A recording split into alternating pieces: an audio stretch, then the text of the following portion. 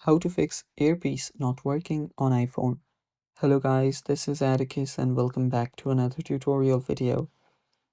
Today's video is about how you can fix your earpiece not working on your iPhone. So let's get started.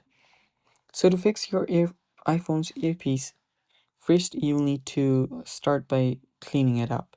So you can start cleaning up your earpiece mesh. What you can do is you can use a brush. You can gently brush the earpiece mesh with a small, soft, bristled, clean and dry brush and remove any lint or debris. So use that and clear it out.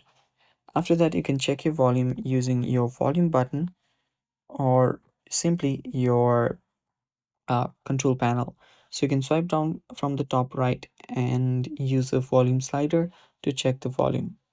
After that, what you'll need to do is you can also remove the case and screen protector, anything that is interfering with the earpiece. So try to do that. After that, if it does not work, you might want to force restart your iPhone. To force restart your iPhone, it's rather simple. All you have to do is long press on the top on the volume up button and quickly release it. Press on the volume down button and quickly release that, and long press on the side button until the Apple logo appears. After that, your iPhone will automatically force restart.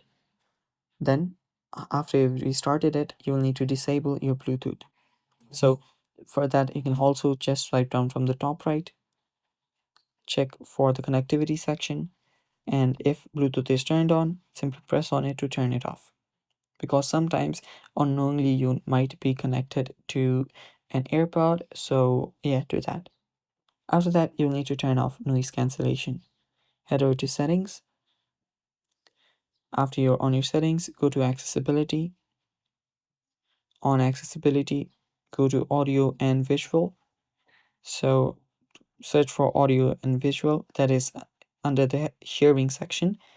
And after you're here, there you should find an option that says noise cancellation. You can see full noise cancellation. Turn this off.